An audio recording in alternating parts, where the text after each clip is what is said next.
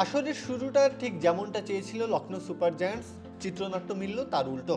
ঘরের মাঠ একানা স্টেডিয়ামে দিল্লি ক্যাপিটালসের কাছে 6 উইকেটের হার কেবল পয়েন্ট টেবিলই নয়, বরং লখনৌ শিবিরের ভেতরের সমীকরণ নিয়েও প্রশ্ন তুলে দিল।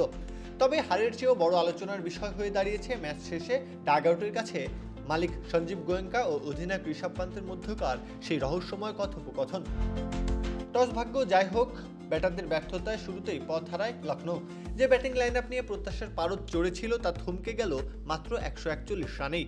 টপ অর্ডারে অধিনায়ক ঋষভ পান্তের সাথে এডেন মার্কারাম কিংবা নিকোলাস পুরান কারো ব্যাটেই দেখা মেলেনি সেই চেনা রুদ্রমূর্তি। বোলাররা শুরুতে কিছুটা আশা দেখালেও দিল্লির সামির রিজভির দুর্দান্ত 70 এবং ক্রিস্টান স্টাফসের 39 রানের লড়াকু ইনিংসে 17.1 ওভারেই খেলা জিতে নেয়। ম্যাচ শেষ হওয়ার পর ক্যামেরার লেন্স যখন ডাগআউটে স্থির হলো, তখন এক পরিচিত কিন্তু বিতর্কিত দৃশ্য ফিরে এলো ক্রিকেট ভক্তদের চোখে। লখনৌ অধিপতি সঞ্জীব গোয়েঙ্কাকে দেখা গেল অধিনায়ক পান্তের সাথে গভীর আলোচনায় মগ্ন। শব্দের আদান প্রদান শোনা না গেলেও গোয়েঙ্কার অভিব্যক্তিতে ঝরে পড়ছিল অসন্তুষ্টি। ক্রিকেটাঙ্গন যেন মুহূর্তেই ফিরে গেল 2024 সালে। সেখানে ঠিক একইভাবে লোকেশ রাহুলের সাথে গোয়েঙ্কার প্রকাশ্য বাদানুবাদ ঝড় তুলেছিল। এবার পান্থ নিজেকে ব্যাটিং অর্ডারের উপরের দিকে প্রমোট করেছিলেন, যা নিয়ে ক্রিকেট বিশেষজ্ঞদের মধ্যে দ্বিমত রয়েছে। দুর্ভাগ্যের রান আউট সেই সিদ্ধান্তকে আরও প্রশ্নবিদ্ধ করেছে।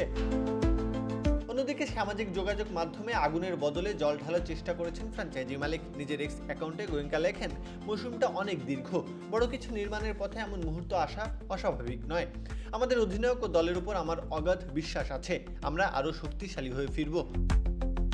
লখনৌয়ের জন্য এটি কেবল এক হার নয়, বরং নিজেদের রণকৌশল পুনর্বিবেচনা করার একটি সংকেত। ব্যাটিং অর্ডার থেকে শুরু করে দলের ভারসাম্য সবকিছু এখন কাটাছেঁড়া করার সময়। এখানের গ্যালারিতে নিস্তব্ধতা থাকলেও সামনের ম্যাচগুলোতে পান্তের নেতৃত্বে ও গোয়েঙ্কার ধৈর্য কতটা অটুট থাকে সেটাই এখন দেখার বিষয়। কাব্য, খেলা 71।